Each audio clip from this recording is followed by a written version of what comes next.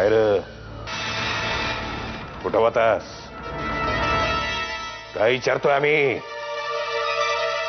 कुठं गेला होतास? आमची अब्रूत चव्हाट्यावर आणायचा विचार होता की काय तुझा? हा? आता मला जास्त काय बोलायचं नाही. तू गप गुमान बोल्यावर उभं राहायचं. समजाने याच्या लग्नाची तयारी सुरू करा. हे लग्न मी करणार नाही. काय? लगीन करणार नाहीस? तुला काही झालं तरी हे लग्न मी करणार नाही. घरात लगीन घाई असल्यागत वाटायला लागलं नाही? नाही तर काय, घरात 4 माणसं जमली की घर कसं भरल्यागत वाटतंय नाही? बाकी समधी तयारी झाली की नाही? वय वय, आम्हा बायकांची समधी तयारी झाली. सोनाची तयारी झाली, देवकाची तयारी झाली, सगळं आवरून सवरून नीट नेटकं ठेवलंय. हे बेस झालं. त्या विचाराचं कारण म्हणजे आईच्या आळेला गडबड नको व्हायला. अहो तुम्हाला समधी तयारी केलेली दाव का? अहो कालच बस्ता बांधला नव, त्याच्यात बघा सोनालीच्या साड्या, जावई बापूंचं सुटाचं कापड, मानपानाची कापडं, समद बैजवार बांधून ठेवलंय बघा. सोनालीचा ऐवज आहे नव? नाही वहिनी, मी आता कोणाचं काही एक ऐकून घेणार नाहीये. शैलेंद्र, तू माझंही ऐकणार नाहीयेस का?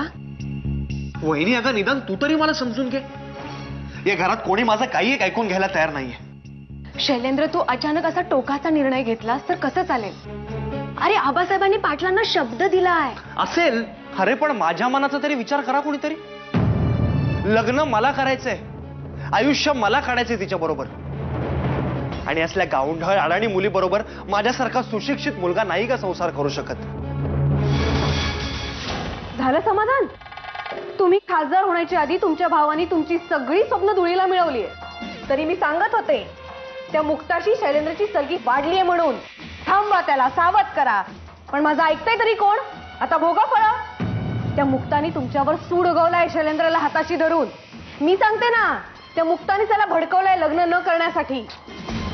शैलेंद्र काय कोणी कुक्कुळ बाळ नाही आता कोणाच्या सांगण्यावर निर्णय घ्यायला. पण तरी तो त्या मुक्ताच्या सांगण्यात आला ना. अहो तिला तुमच्यावर सूड उगवायचा होता म्हणून तर या वाड्यात आल्या आल्या तिने शैलेंद्रला हाताशी धरलं, त्याच्याशी मैत्री वाढवली आणि योग्य संधी येताच तिने त्याचा वापर केला. हे सगळं नंतर बोलता येईल. आई, तुम्ही शैलेंद्रचा विचार करताय ना? हो. काय करावं कळतच नाहीये ग मला. मीही रात्रभर झोपले नाही. सारखा तोच विचार मनात येतोय. तुम्ही रात्री आबासाहेबांशी बोललात? हो बोलले, पण यांचा स्वभाव माहितीये ना तुला. माझ्यावरच रागावले. शैलेंद्रला ते सोडणार नाहीत का मुक्ता? मुक्ता, मुक्ता मी हात जोडते का तुझ्या समोर. आई, हे काय करताय तुम्ही? आता तूच वाचू शकतेस या सगळ्यातून. शैलेंद्रनं ऐकलं तर ते फक्त तुझंच. मुक्ता तूच बोल ना एकदा त्याच्याशी. आई, तुम्ही रडू नका. सगळं काही ठीक होईल. मी बोलते शैलेंद्रशी. सोनाली, मी सांगतेय ना तुला. अगं तेही खूप थट्टेखोर आहेत. रागवण्याचं नाटक करत असतील. त्या दिवशी सरदारजी बनून आले होते ना तुझा हात पकडायला, तसाच काहीतरी प्लॅन असणार त्यांचा.